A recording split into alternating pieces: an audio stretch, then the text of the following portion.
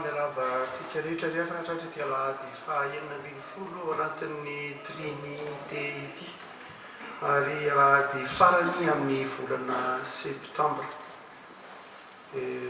manonona ny fiadanan'i Jesosy Kristy tompo amintsika riavako malala misoran'Andriamanitra isika no natavavolantsika eto an-tranon'Andriamanitra amin'izao fotoam-pivavahana izao dia tsika riavako malala hideran'ny tompo ao anatin'ny fihetseham-po feno fifaliana ka ny salamo fahadimy ambinipolo salamo Davida no dia iombonatsika indranontsika andoharantsika ny opontsika hisorantsika an'Andriamanitra ny salamo fahadimy ambinipolo ny andiny voalohany ka hatramin'ny andiny fahaefatra ary dia aorian'izay ny ao fandarana no hisorantsika an'Andriamanitra.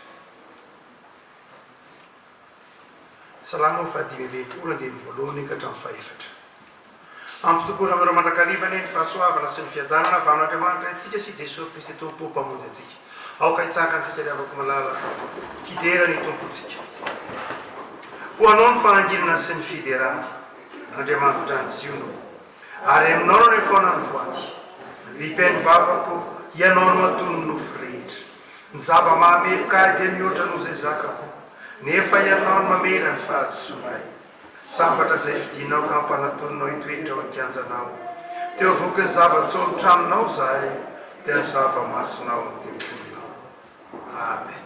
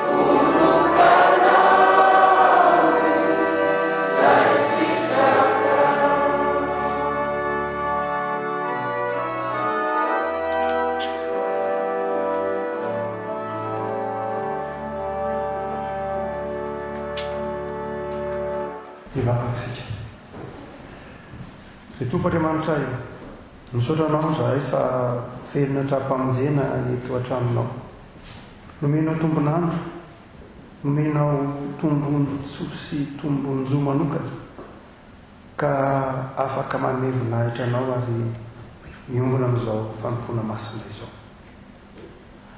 raha iso fanaritra manompofona tompo makasitrahanao zao fiarahana ivavaka izao ary mankasitraka anao zay no ny tanam-pitiavanao misotranao nivimbina ny isan'andro ny namakivaky ny herinandro lasy ary migadona ny herinandro vaovao dia mametraka izany sady ampelantananao zahay ary zay indrindra no antony natongavanay eto an-tranonao misaotra mankalaza ary mametraka ny herinandro vao ambany fahasoavanao amarina eto ny teninao fa na aiza angona roana telo minaranao dia eo foany ianao dia anao mandera sy lazaro ny voninahitra fampitoero aminay ny fahasoavanao ao amin'i Jesosy zanakao. Amen. Bokipetraka ny fiangonana. Dia tonga eo amin'ny filazana ny raharahany fiangonana isika. Dia mbola hiara iombavaka isika.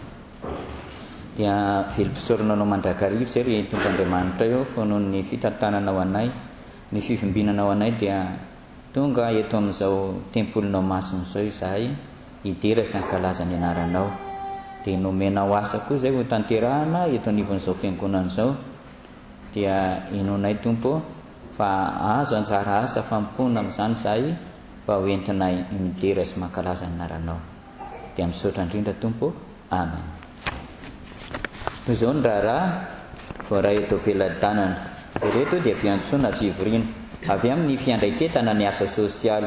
Ny fiandraiketana ny asa sosialy dia ivory ny talata fa 7 ny volana septambra ho avy izao manomboka amin'ny 12 ora sasany ao amin'ny ankany Andriamanjato efitrano Rainitreno.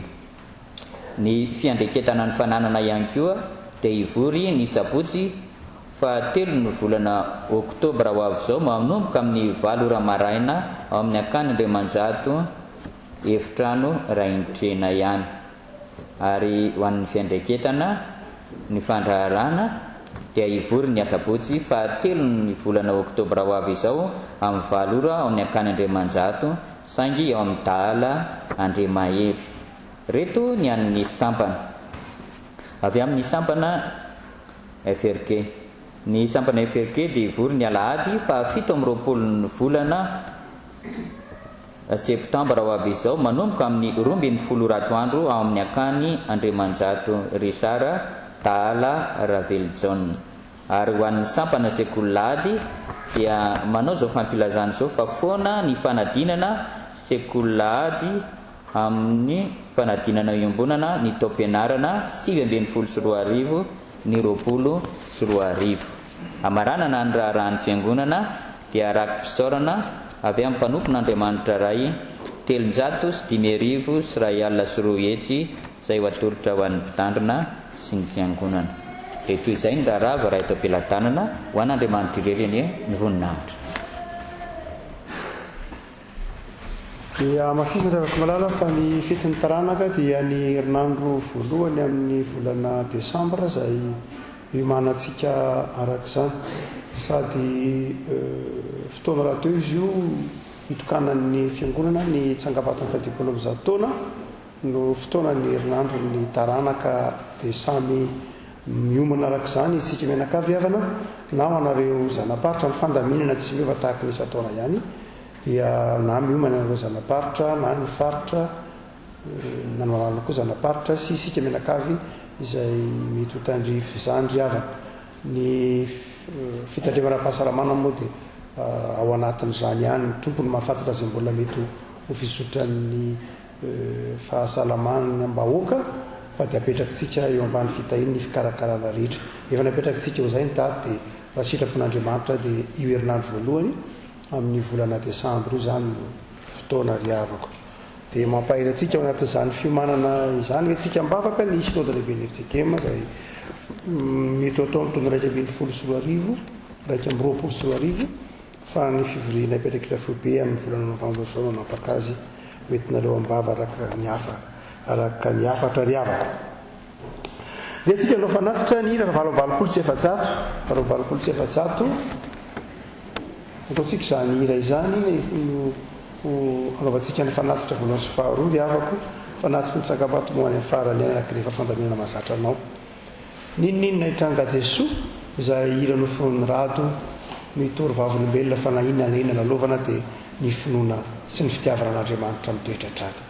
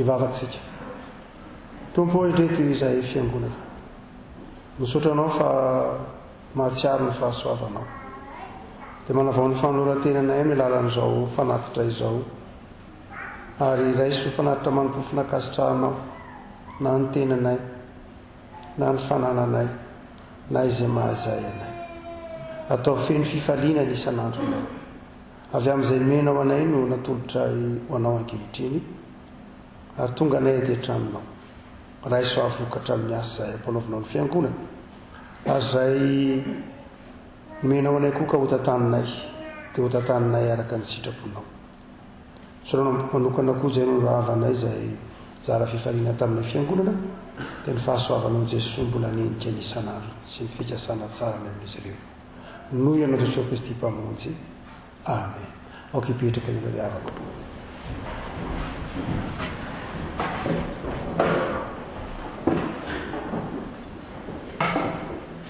Tokony fotoana makina ny soatra masintsika ry havana ny hira ao anatin'ny fandaharana ataontsika ary atsarantsika eo am-pitsenana izany vaovao mafary izany fa ny tenin'Andriamanitra manambara ny fanatrehan'Andriamanitra ary ny tenin'Andriamanitra ny manamasina antsika ao aminy koa homantsika ny fomampanantsika ry havana mandray izany vivaky ny soatra masina voalahatra araky ny pirikopahizary.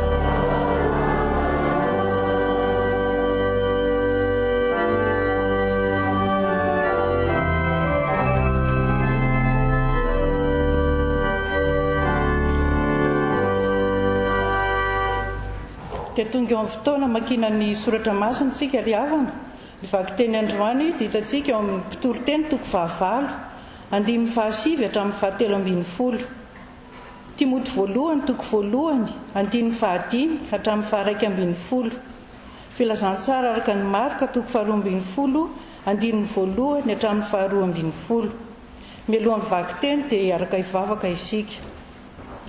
Ry Andriamanitra rainay eo, rainay ianao amin'ny alalan'i Jesosy Kristy tompo sy mpamonjy anay, misaotra midera mankalaza ny anaranao zahay noho ny fahasoavanao sy ny famindramponao aminay. Misaotra tompo noho ny fitsimbinanao ny andavanandronay. Ary amin'izao fotoana izao dia misaotranao koa zahay fa tsy ataonao diso anjara amin'ny teninao. Raha maka ny teninao ahy zahay dia mangataka indrindra ny fanazavan'ny fanainao masina mba hilatsaka aty anatinay tsirairay avy ka tonga ny fonay ho tany toeran'ny teninao. Ny mpanomponao koa izay hitondra ny fampianarana dia ianao anie Jesosy no hametraka ny teny ao am-bavana. Amin'ny anaranao Jesosy Kristy no anaovanay ny vavakay. misaotra tompo. Amen. Ny teny rehetra dia vakitsika amin'ny anaran'i Jesosy.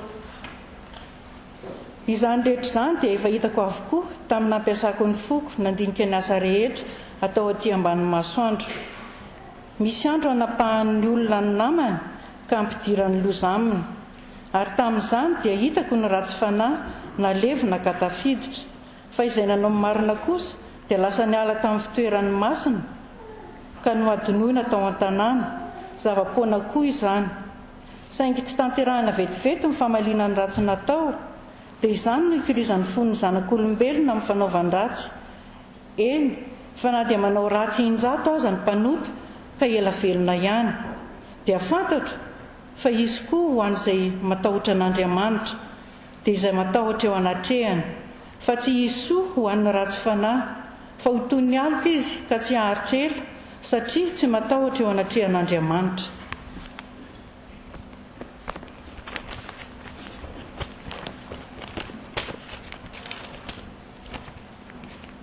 Fa ny antony didy dia fitiavana avy amin'ny fo madio sy ny fieritreretana tsara ary ny finoana tsy mihatsara velatsia, izay nivilian'ny sasany ka nanio ho amin'ny taria foana izy, dia olona izay teo mpampiana-dalàna kanefa tsy fantany akory izay lazainy na izay hitompony. Nefa fantatsika fa tsara ny lalàna raha entin'ny olona araka izay antony, ka fantany fa tsy ny olona marina ny nanaovana ny lalàna, fa ny mpandika lalàna sy ny maditra dia ny tsy matahotra an'Andriamanitra sy ny mpanota, ny olona tsy mananja izay masina sy ny olona vetaveta, ny mpamono ray sy ny mpamono reny, ny mpamono olona, ny mpijangajanga, ny sodomita, ny mpangalatra olona, ny mpandainga, ny mpianian-tsitoa, ary na inona manohitra amin'ny fampianarana tsy misy kilema araka ny filazantsara ny voninahitr'Andriamanitra finaritra izay natolotra ho adidiko.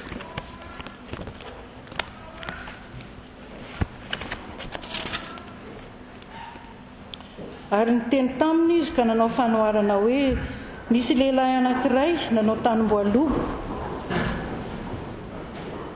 ka namefy azy manodidina sy nihaty famihazana ary nanao tilikambo, ka nahofany tamin'olona mpiasa tany izany, dia lasa nakany amin'ny tany hafa izy. Ary noho ny tonga ny fotoana dia naniraka mpanompo anankiray izy hankany amin'ny mpiasa tany handray amin'ny vokatry ny tanim-boalobo, fa ireo ny sambotra ilay mpanompo ka nikapoka azy ka nampiala azy maina. Ary izy naniraka mpanompo anankiray koa ho any aminy indray, fa io koa dia noratrainy ny lohany ka nalany baraka izy. Ary naniraka anankiray koa izy, fa io kosa indray dia novonoiny ho faty, ary maro koa no nirahiny, fa ny sasany nokapohiny ary ny sasany novonoiny ho faty. Ary mbola nanana anankiray izy dia ny zanan'ilay malalany, ka noho ny farany dia naniraka azy hankany aminy izy ka nanao hoe hanaja ny zanako izy. Fa izany mpiasa tany izany no resaka hoe ity ny mpandova, andeha ho vonointsika izy dia ho antsika ny lova. Ary rehefa nisambotra azy izy dia nafaty azy sy namoaka azy teo ivelan'ny tanim-boaloboka. Koa ahoana no ataon'ny tompon'ny tanim-boaloboka amin'izany? Ho avy izy dia handringana mpiasa tany ka omeny olo-kafa ny tanim-boaloboka. Ary tsy mbola novakinareo fa izao soratra masina izao: ny vato izay nolavin'ny mpanao trano dia izy no efa natao fehizoro. Avy tamin'i Jehovah izao ka mahagaga eo masontsika. Ary nitady hisambotra azy izy ireo, nefa natahotra ny vahoaka izy, satria fantany fa ny tena no nolazainy tamin'izany fanoharana izany.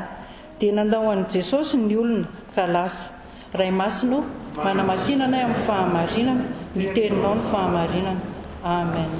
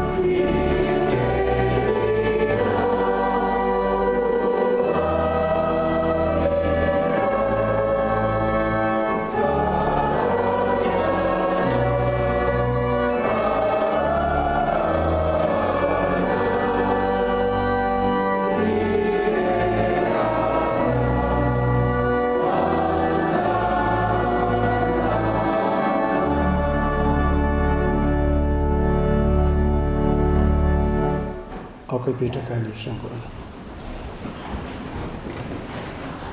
Ny filazan'ny tsaramasina araka ny marika toko 2 ry havako no anakinantsika ny toriteny ny tapany 2 marika toko 2 ny tapany 2 mivakotoso amina ran'i Jesosy. Ny vato izay nilavin'ny mpanao trano dia izy no efa natao fehizoro.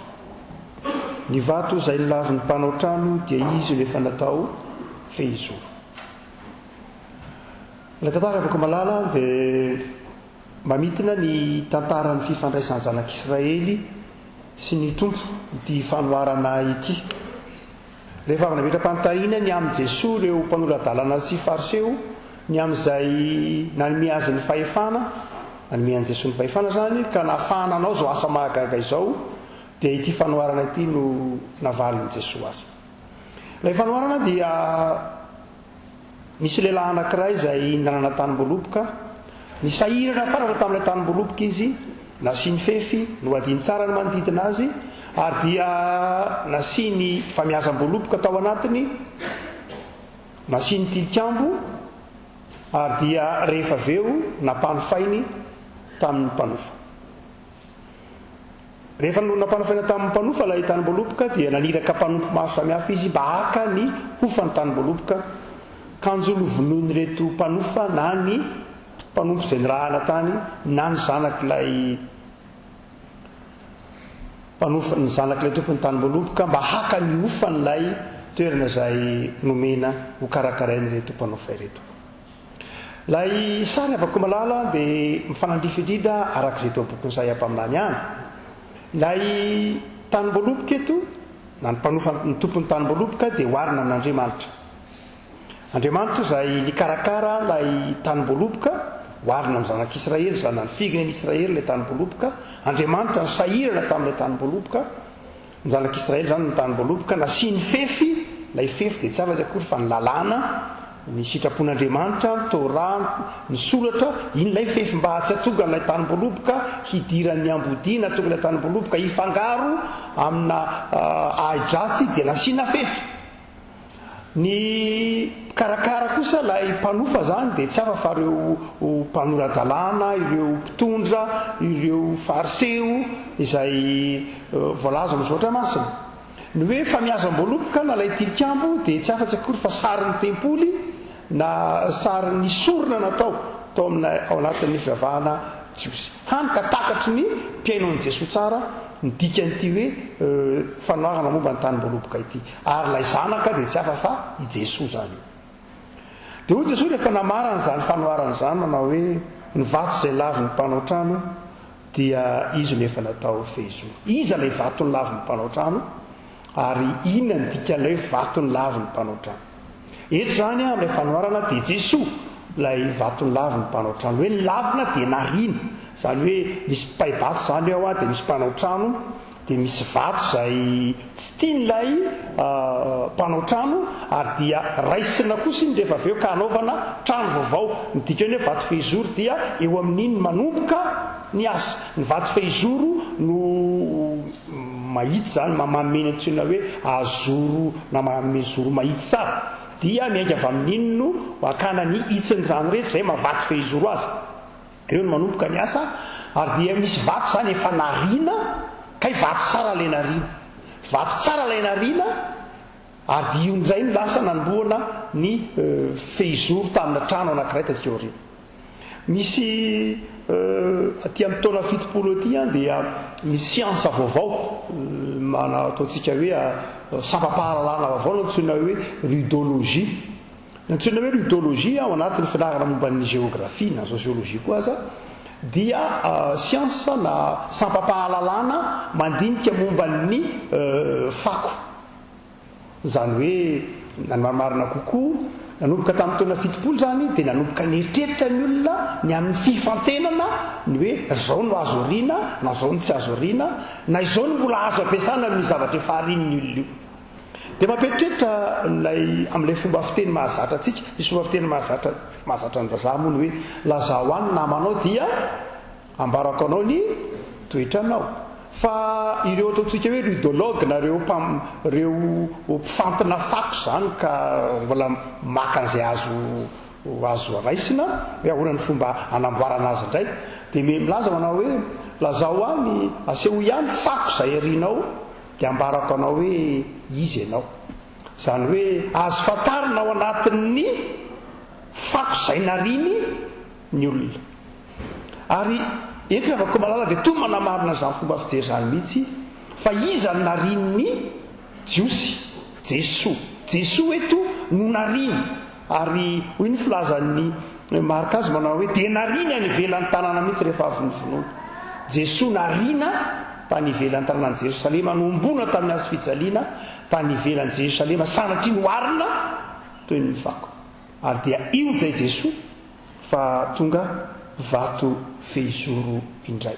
Ina dika zany rehefa afaka malala mbola alalinina amin'ny fomba ataontsika hoe teolojika kokoa. Ny vato izay lavin'ny mpanao trano dia izy nefa tonga nanatao fehizoro. Ao misaotra masina rehefa afaka malala dia tsy vaovao mihitsy no hoe misy olona izay lavina nefa tonga fehizoro. Tsy ao amin'i Jesoa ihany io, fa manomboka ny bokin'ny Genesisy misy olona izay teny efa lavina, tsy rarahina, no heverina tsisy ilana azy nefa tonga fehizoro. Toetra ny olombelona mihitsy arak'izany na toetra-piarahamonina ny manilika, toetra-piarahamonina mihitsy ny mandaa, ary mandrakariva izy ireny dia tonga fehizoro.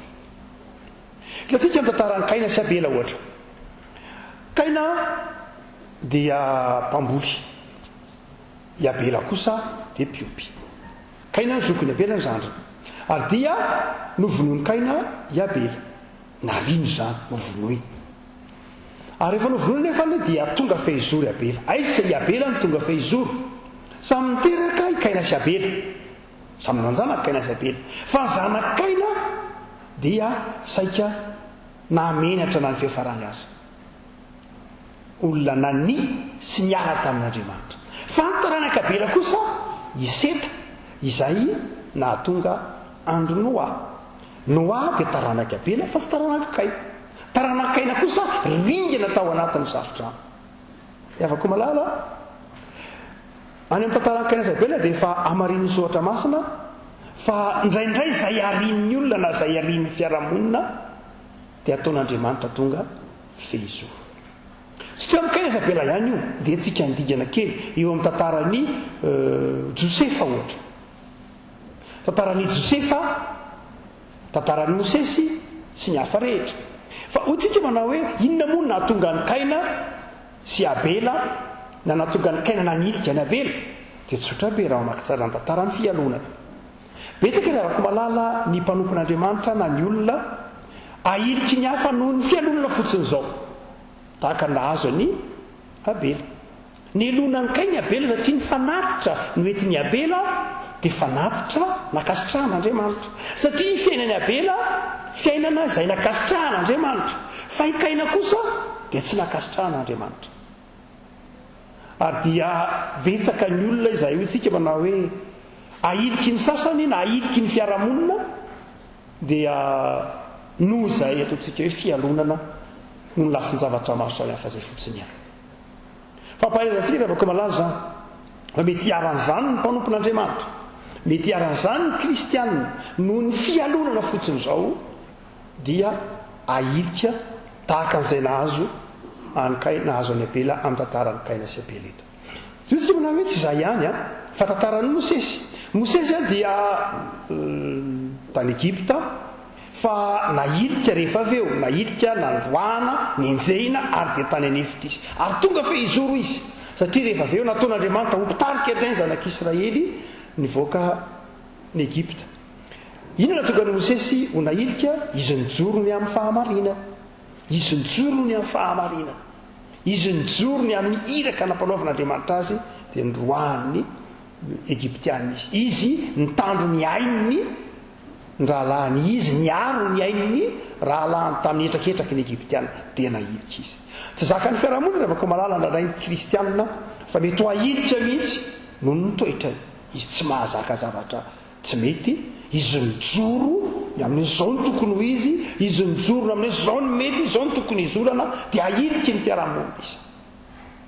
rehefa koa malala mety mitrango zany fa izao nefa tsy tokony hokivy ny mpino fa nandalony zany kory Mosesy fa tonga fehizoro izy. Mety holalovan'ny mpanompon'Andriamanitra ry havana, mety holalovantsika ny hoe isika mijoro amin'izay asa mpanaovan'Andriamanitra antsika, mijoro amin'ny fahamarinana, mijoro amin'ny fiarovana ny aina, amin'ny fiarovana ny rariny, amin'ny fiarovana ny tokony ho izy, dia tsy zakany hafa zany. Dia matoky nefa rehefa malala fa tsy ny fanoliana akory ny tompony teny farany fa ny fahatongavana ho fehizoro.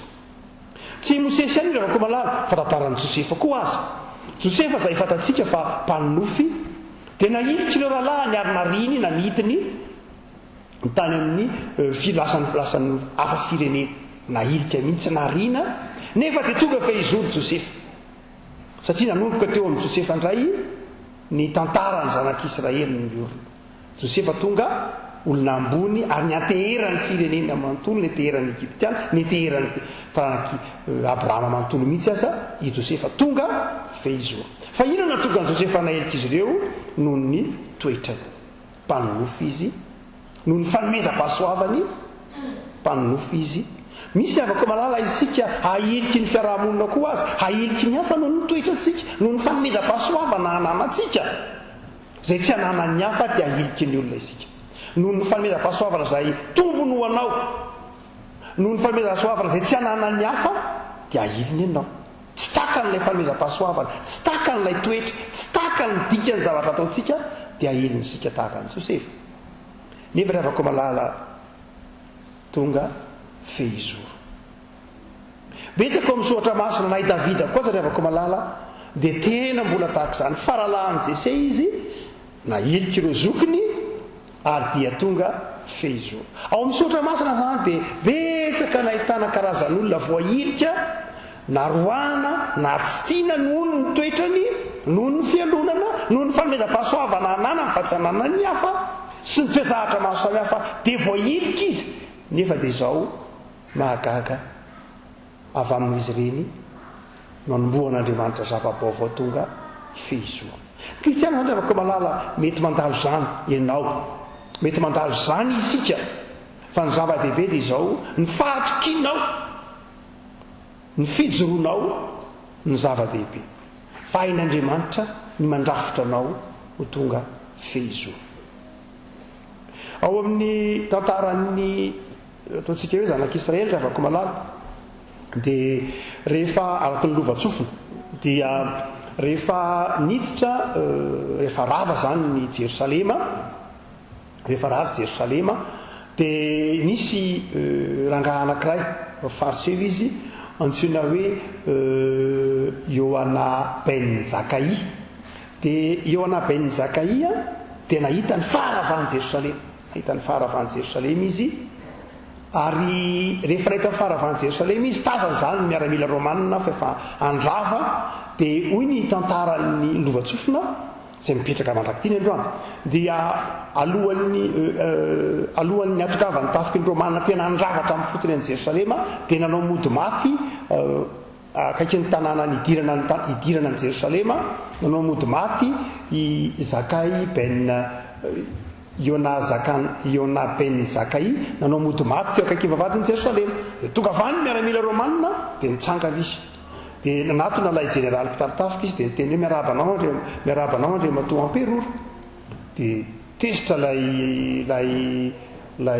jeneraly manao zany tsy amperora za tsy amperora zany fa mangina ianao fa mbola Néron ny amperora fa zany tsy amperora fa za jeneraly mpitaritafiky andrava ny tanàna fotsiny ihany. Kanjo vonitra kelikely tao an-tanàna ny tafika romanina dia alohan'ny aravanteraka an'i Jerosalema dia maty Néron, lay mpanjaka nampamono, lay mpanjaka nasika maty Néron, lay amperora zany. Ary raha vao maty Néron dia ity lay jeneraly mpitaritafiky antsony zany hoe Vespasien no lasa nofidiana ho amperora. Zany hoe toy ny mpaminany ilay lehilahy antsoina hoe Yohana ben Zakai. Dia natsony lay rehefa tonga amperora ilay Vespasien zany dia natsony Vespasien i Zakai io izy avianao aty fa izy ahoana nahafantaranao fa ho tonga amperora. Dia hoy i Zakai tamy manao hoe ko inona moa rehefa tonga amperoa moa anao zao dia niara ho ty amperoa inona ny zavatra tianao, inona ny zavatra tianao fa omeko anao. Dia tsotra ny nangatan'lay lehilahy, izy tsy nyteny aza raha vany Jerosalema, tsy a. Izy tsy nyteny aza mpitena ny tanàna, tsy a. Fa izy manao hoe zao no angatahako aminao, avelao mba hanorina avelao mba honina sy hanorina sekoly toerana kely ao amin'ny tanàna anankiray antsoina hoe Yavne. Dia tao Iona ben Zakaï nanorina tanàna tao antsoina hoe Yavne. Ary tao no niovan'ny tantarany zanak'Israely. Zany hoe rehefa ravy Jerosalema dia lasa tao amin'io tanàna io no ny anaran'ny jiosy ny soratra masina ary mandraky ny androany. Dia io ny ivony fampianarana izay ataontsika hoe fariseo izay novan'ny jiosy mandraka kehitriny zao. Io no antsoina hoe Yavne hatramin'ny tao nanapa-kevitra momba ny soratra masina ny testamenta taloha. Zany hoe aty amin'ny taona 20 atao ve 20 taona monja ateo anaravany Jerosalema dia ity rangahy antsoina hoe Zakaï no nanao hoe reto ny soratra masina ny testamenta taloha. Roboky 6 amin'ny telopolo ny soratra masina ny testamenta taloha io amintsika io dia tao amin'ny tanàna kely io. Izay inona ny diga zany rehefa komalala ny vato izay nilavy ny mpanao trano dia tena tonga fehizoro. Fa zao rehefa komalala inona ny ifandraisan'izany amin'ny tantarany tanim-boaloboka ity. Nahoana Jesosy no miteny manao hoe izy ny vato ny lavy ny mpanao trano ary inona ny dikany. Jereo tsara ny tantara rehefa komalala. Tonga avany Jesosy, tonga avany lay tompony tanim-boaloboka zany dia miteny amin'ilay olona mpampanofa manao hoe aiza ny anjarako. Nareo dia mpanofa aiza ny anjara, aiza ny ofo. Dia isaky ny tongany ireto olona irahina dia vonony reto mpanofa mandrakariva. Na io ratray na vonony na etraketrahany dia tsy mamena inona na inona mihitsy izy. Mitsangako tompony izy zany ilay tanim-boaloboka. Ary tsy vitany hoe mitsangako tompony tanim-boaloboka izy fa izao mihitsy tena mampiasa heritreritra miala amin'ny sata maha-olombelona mihitsy.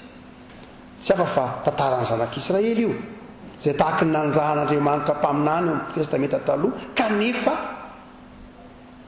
tsy afaka namena inana mihitsy ny zanak'Israely, tsy name vokatra na dia nisy mpaminany azy na dia ny sahiranan'Andriamanitra azy. Hoy ny tompo amin'ny boky ny mpaminany Jeremisy sy Isaia miteneny fo maraina koa ny karakara ny tanim-boaloboko nefa jere tsy mamona inona na inona izy. Zany rehefa komalala toy izany Jesosy eto ny tantara. Toy izy manao hoe dia ny raha niary ny zanany. Ary rehefa tonga ilay zanany dia zanaka tompony tanim-boaloboka zany dia novonony reto mpanofa. Novonony ny fato izy manao hoe ito ny mpandofa dia novonony ary dia nariny ny fatiny. Nanomboka teo dia nandrefa nanapa-kevitra ny tompony tanim-boaloboka. Ary rehefa nanapa-kevitra izy dia inona nataony Jesosy? Narindjany lay mpanofa. Tsy ny tanim-boaloboka akory no nondravany. Tanim-boaloboka dia ny firenena Israely. Tsy ny tanim-boaloboka no nondravany fa lay mpanofa no narindjany. Ary rehefa narindjany lay mpanofa dia nametraka olona vaovao izy. Ary lay tanim-boaloboka tsy nampanofaina intsony fa nomena rehefa avy eo. Zany hoe lay olona nandimby lay mpanofa ratsy fanahy teo dia zao notolorana azy maimaimpona lay tanim-boaloboka. Tsy novidiana intsony, tsy nofana intsony fa tonga dia nomena azy maimaimpona. Aiza le hoe ny vato izay lavy ny mpanao trano. Zany hoe nanomboka teo amin'ilay zanaka. Rehefa maty ilay zanaka dia inona no nitranga? Niditra ntsehatra amin'izay ilay tompony tanim-boaloboka. Ary manomboka izao nalana ilay mpanofa, nametraka mpanofa vaovao izy. Eo ilay hoe eo mahamarina ilay teny hoe ny vato izay lavy ny mpanao trano. Manomboka eo amin'ilay zanaka zany dia niova ny tantaran'ilay tanim-boaloboka. Manomboka eo amin'ilay zanaka niova ny tantaran'ilay tanim-boaloboka. Inona ny niova voalohany? Niova ny mpanofa. Ary faharoa tsy nofana intsony fa nomena. Niova ny tantara. Zay le hoe ny vato izay lavy ny mpanao trano. Iza lay nandaha? Ilay mpanofa tanim-boaloboka tamin'ny voalohany. Nandahan'iza? Nandahan'ilay zanaka. Ary rehefa laviny iny dia lasa niova ny tantaran'ny tanim-boaloboka. Ka lasa nisy tanim-boaloboka vaovao. Na endrika vaovao indray ilay tanim-boaloboka. Dia tsy afa-tsy koa rehefa malala fa izao ny tapany voalohany zany dia tantaran'ny zanak'Israely tao amin'ny testamenta taloha. Manomboka eo amin'ny Jesosy afa ny tanymboaloboka na mitantana ny tanymboaloboka dia ny fiangonana. Midika an'izany zany rehefa komalala dia izao ny vaty izay lavy ny mpanao trano izy lefa natao fehizoro dia izao Jesosy le vaty fehizoro.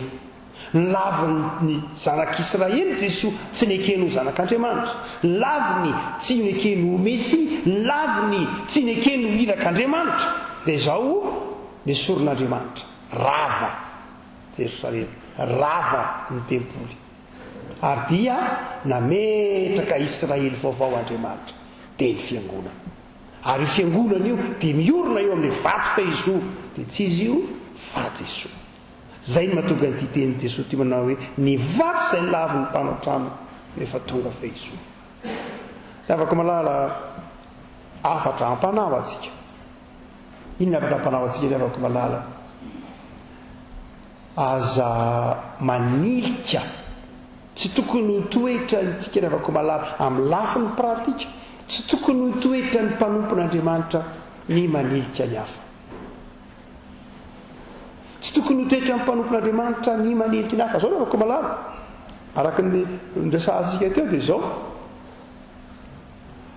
Andriamanitra na Jesosy dia mendamy mandrakariva amin'ireny voahilika ireny.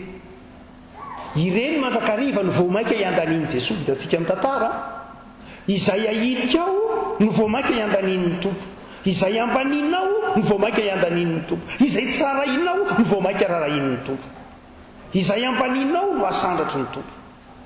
Rehefa malala tsy tokony ho toetra ny fiangonana, fa zay nahatezitra ny tompo tamin'ny fanjakan'Israely, tamin'ny zanak'Israely.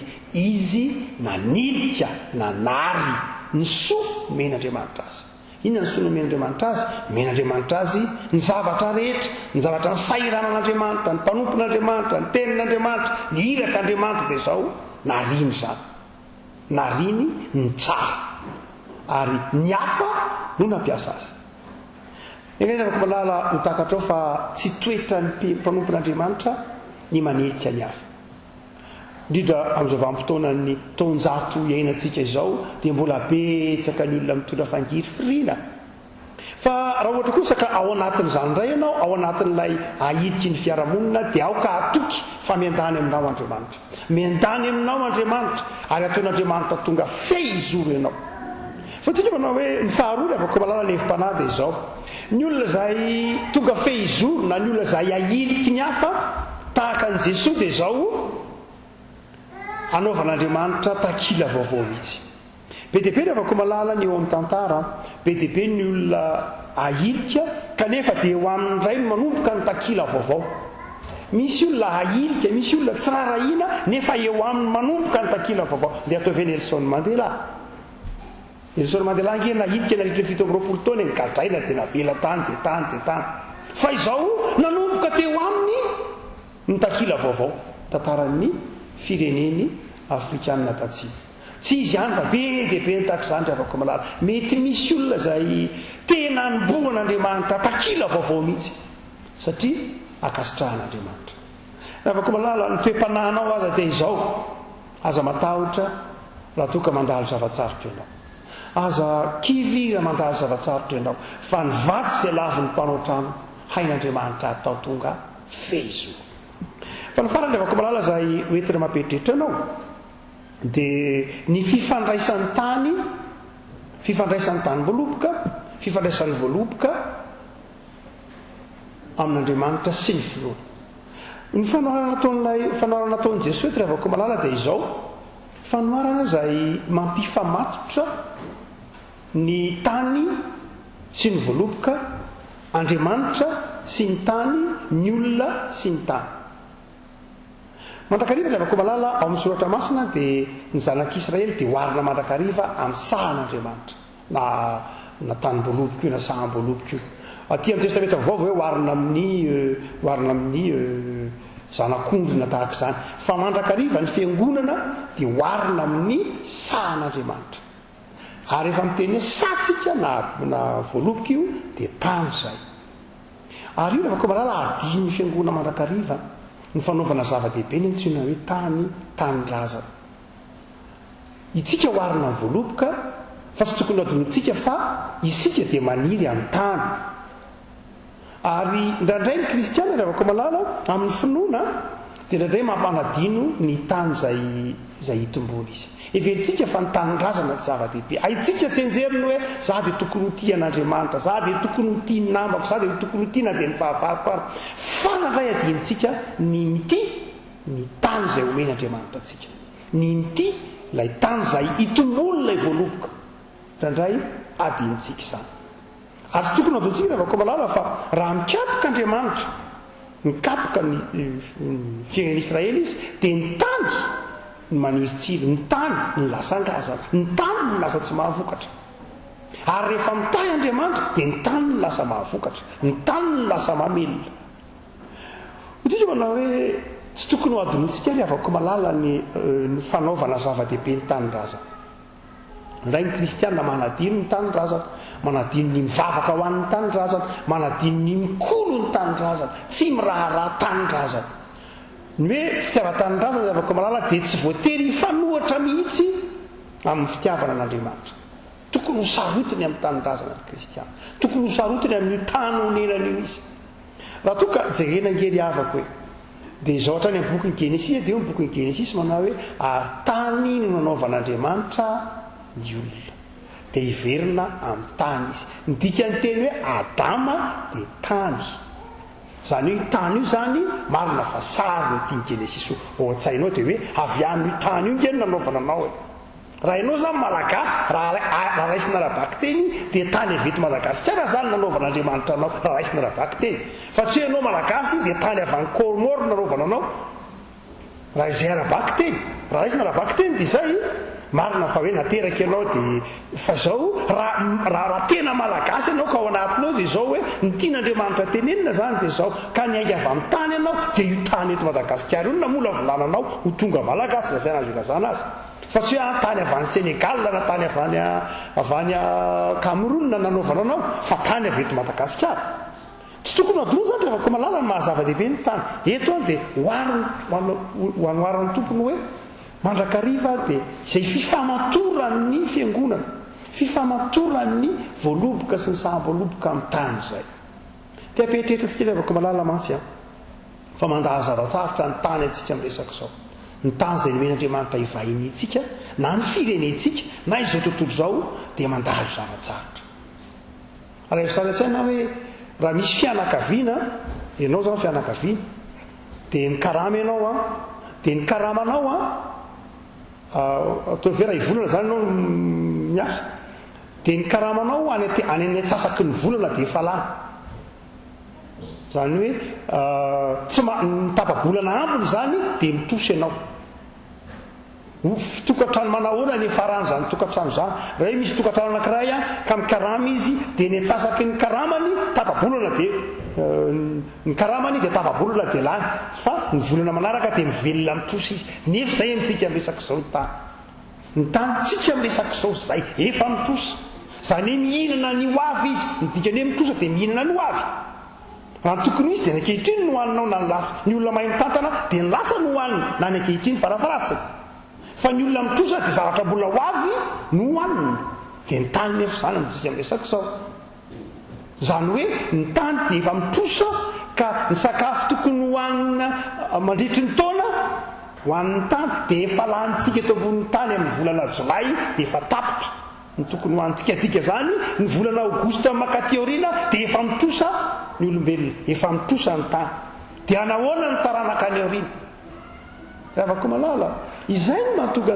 mampatsiaro atsika izao tenin'andriamanitra zao ny anaovantsika zava-dehibe ny tany ary engany mba tsy ho tahaka lay fanoharana ao amin'ny boky ny testamenta taloha na lay fanoharana izay voalaza eto raha teo koa hoe ho mpitantana tsy mahay mitantana manjakazaka amin'ny tany-boaloboka manjaka misorako ho tompony amin'ny asan'andriamanitra ary dia hoy ny tompo manao hoe tsy akasitrahany zany ka ahoana no ataon'ny tompony tany-boaloboka amin'izay kristiana amin'ny olona eto ambonin'ny tany tsy mitandrina ny tany izay nomen'andriamanitra ny sahiranan'andriamanitra ity tany ity rehavako malala ny sahiranany dia nahoana inona ny vokatra andrasan'ny tompo amintsika amin'izao andro ankehitriny izao inona rehavako malala atao fahakalana fanombanjavatra sy firarahina ny asan'Andriamanitra fanaovana tsinitsina ny fahasoavan'Andriamanitra mifanilika mifanjana mpamagnana avako malala ny tompo manao hoe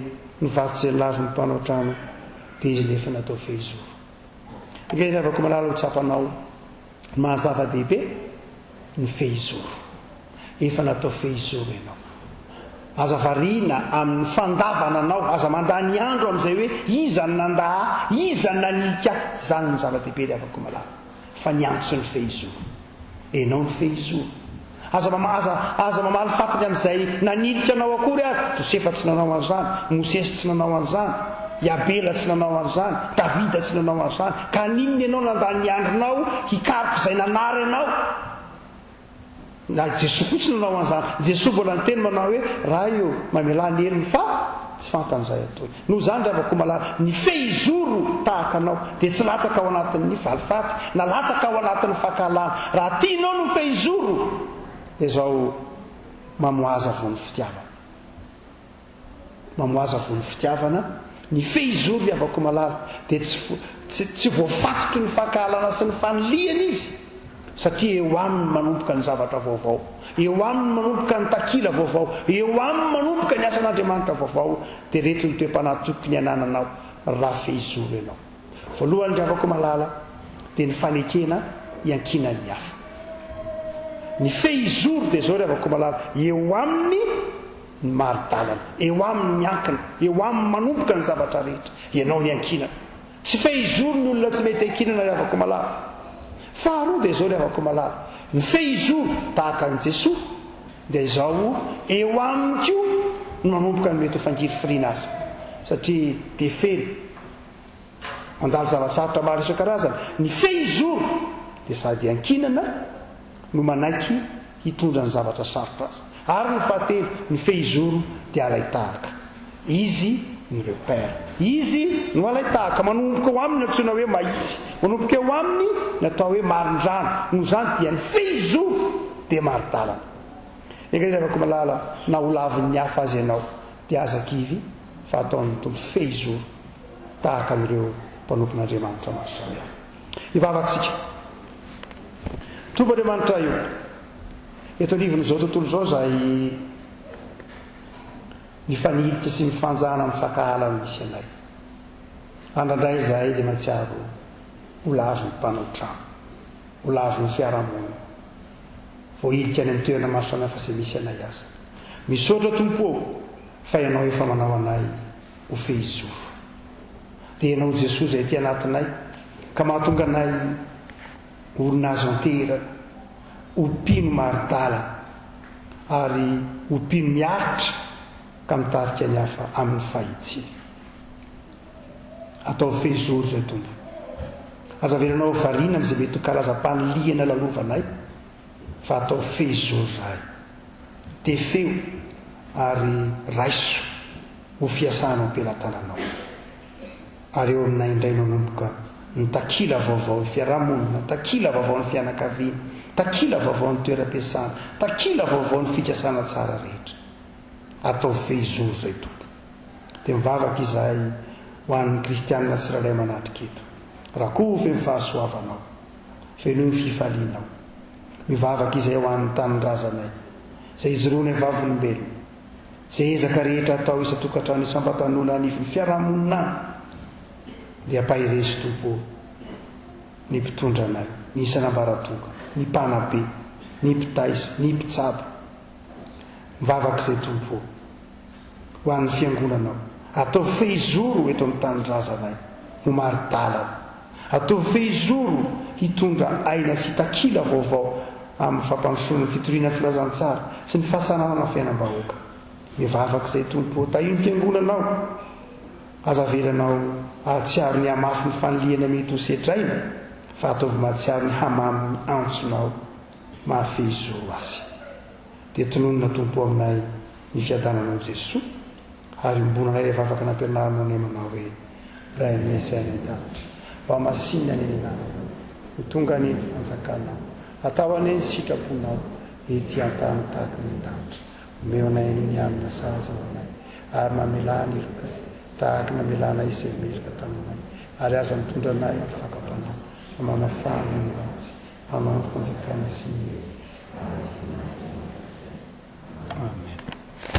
Afaka manara misaotra ny tompo isika fa na eo ary ny zava-tsarotra maro samihafa lalovantsika dia tefeno mahatoky anao ary arafy ny fehizoro ao aminy. Dia tsika ny afaka maharana fotoam-pavahana zao ka ny hira faika amin'ny fitopolo sy efajato eo amin'ny fandarana nataontsika ajanontsika ny hira rehefa vita ny rakitra riavako, ajanontsika ny hira rehefa vita ny rakitra izay ataonao amin'ny fifaliana sy ny fitiavana. Tsangantsika riavako.